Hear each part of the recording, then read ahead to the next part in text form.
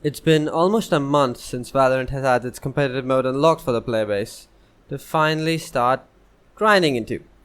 And a large amount of people, including myself on the internet, believe that it's pretty much broken. Let me explain why. So a week ago I completed the 5 games required to get a rank with my friends. There were basically 3 of us. One of us got gold 1, I got silver 2, and the third person got iron 3. What made matters worse is that we couldn't even play together anymore, even though we had basically played all the 5 games of rank together. Now, I immediately ran a few searches on Google to discover how Valorant's ranking system actually works. Alongside of which, I was actually bombarded with tons of people complaining about their own terrible experiences with the system. Now, I'll just summarize how the ranking system actually works quickly so that I can explain its rather obvious shortcomings. The majority of your rating is influenced with each round that you've won. However, the system also puts into consideration the amount of first bloods, objective kills, plants, defuses, and the amount of times you used your ability and how effective that ability was in helping you or your teammate in eliminating the enemy. Riot has stressed that kills alone do not allow you to rank up. However, based on my experience, it gives the system a good idea on how well you have performed in every single round as an individual. So currently, based off the information given by them, it seems as if everyone has a good and fair chance of ranking higher, especially in solo queue. If you're someone who actually has to hold his own and is quite good at it, Valorant's system does not seem to be too bad. In fact, it saves you the trouble of being worried of getting horrible teammates, as their rating and your rating are measured individually.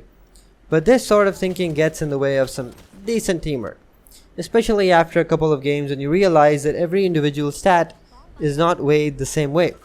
Agents that have abilities that are more aggressive and are more prone to allowing them to get kills or deal a decent amount of damage to their opponent will find themselves ranking a lot faster than other agents. Let's take the games I played with my squad as an example. Normally in offense, you're basically trying to push all together, but everyone has their own role to play.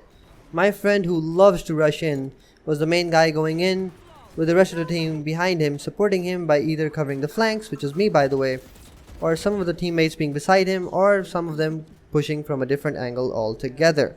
Now, competitive FPS shooters are so thrilling because any one single person can play an absolute beast of a game and end up carrying.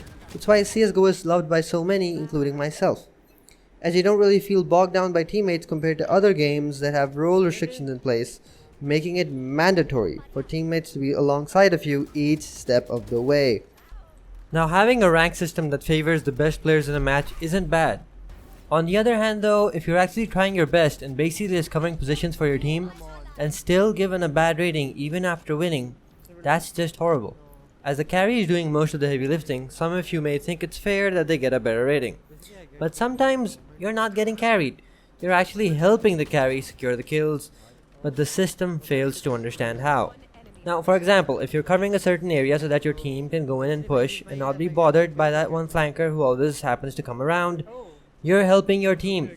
But when the most aggressive squad mate starts ranking higher and faster, you too would start to wish to play aggressive. And that is what leads to chaos. Teammates would fight over position on the map, which leads to flanks left unattended, crucial spots won't be covered, and agents that happen to deal more damage or have abilities that allow for better engaging will start to get picked more often. Players will actually start to bait their own teammates, which is actually appearing to be a problem in the couple of games that I've played in the making of this video. Overall, Valorant won't give players a rewarding feeling for actually playing as a team player or a support, resulting in players left unsatisfied. What's worse is that eventually the divide between your friends will get to a point that you can't even play with them, just like it happened to my squad after the 5 games we played. Because of that, our squad simply just stopped playing Valorant altogether. Now, I don't think this sort of system is a bad idea, but it needs to take into consideration a larger variety of variables that are currently going by unnoticed. One such tiny variable would be to find out the entire enemy team is rushing A through Cypher's camera. Does Cypher even get a point for that, or does he only get the 1 point of tagging someone and eventually killing them? Riot should really look into making the rating system as transparent as possible so everyone can enjoy whatever agent they wish without being worried about not being able to use them properly in ranked. Along with that, maybe squad queues should be different and have a completely different rating system.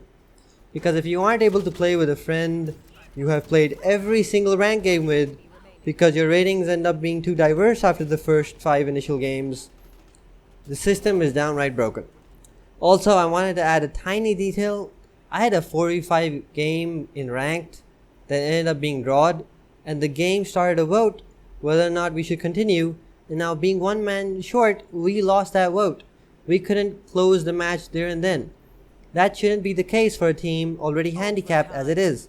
Eventually we were still able to draw the game again, because the next time it asked for a vote, 2 votes saying no were enough. But still, they should really fix that for teams who are one man short.